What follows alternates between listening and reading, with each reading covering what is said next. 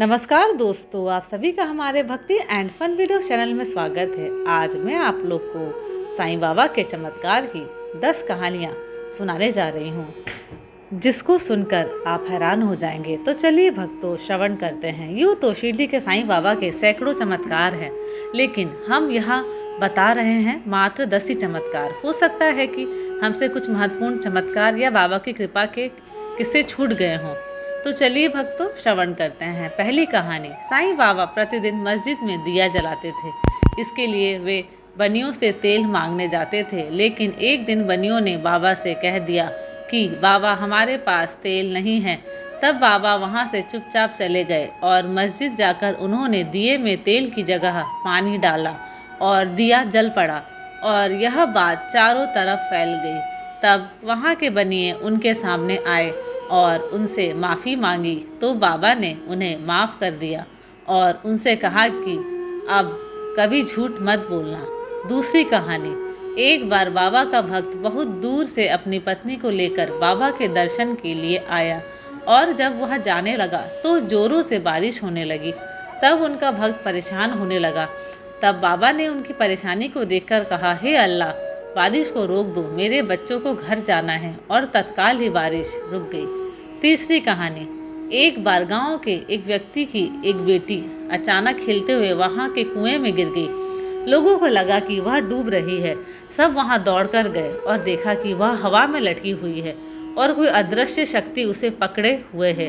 वे और कोई नहीं, बाबा ही थे, क्योंकि वह बच्ची कहती थी कि मैं बाबा की बहन हूँ। अब लोगों को कोई और स्पष्टीकरण की जरूरत नहीं थी। चौथी कहानी। महालसापाती के यहाँ जब पुत्र हुआ तो वे उसे बाबा के पास लेकर आए और उनका नामकरण करने के लिए कहा। बाबा ने उस पुत्र को देखकर महालसापाती से कहा कि इसके साथ अधिक आसक्ति मत रखो, सिर्फ 25 वर्ष तक ही इसका ध्यान रखो, इतना ही बहुत है। ये बात महालसापाती को तब समझ आई जब उनके पुत्र का 25 वर्ष की आयु में देहांत हो गया। 1922 में भगत महालसापाती का देहांत हो गया। पांचवी कहानी। एक दिन बाबा ने 3 दिन के लिए अपने शरीर को छोड़ने से पहले महालसापाती से कहा कि यदि मैं 3 दिन में वापस लौटा नहीं तो मेरे शरीर को अमुक जगह पर दफना देना। 3 दिन तक तुम्हें मेरे शरीर की रक्षा करना होगा।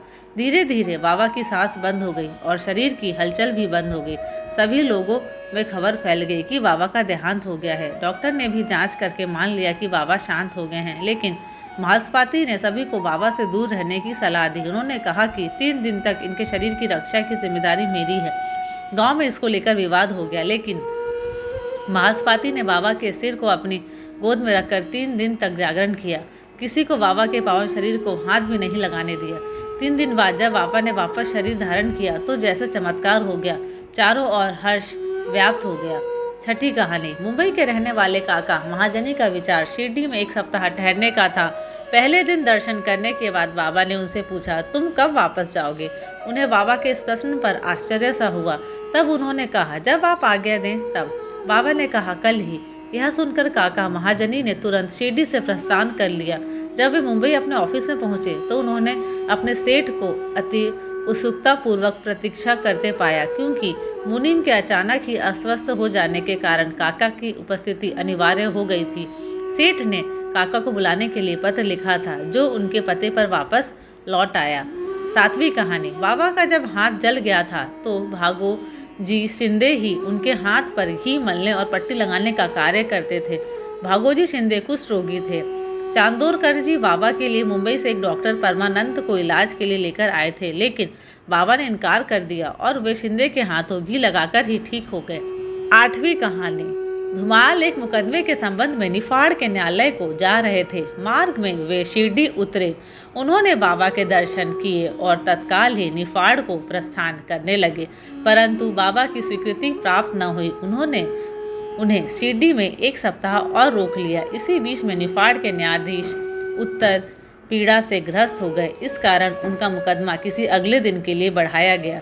1 सप्ताह बाद भाऊ साहेब को लौटने की अनुमति मिली। इस मामले की सुनवाई कई महीनों तक और 4 न्यायाधीशों के पास हुई।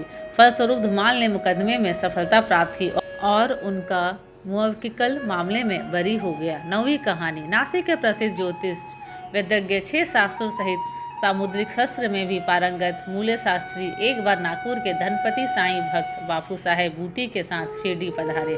हस्तरेखा विशारद होने के नाते मूले शास्त्री ने बाबा के हाथ की परीक्षा करने की प्रार्थना की, परंतु बाबा ने उनकी प्रार्थना पर कोई ध्यान न देकर उन्हें 4 केले दिए और इसके बाद सब लोग वाड़े को लौट आए। वाड़े से लौटने के बाद में आरती के समय बापू साहेब से बाबा ने कहा कि वो मूले से कुछ दक्षिणा ले आओ।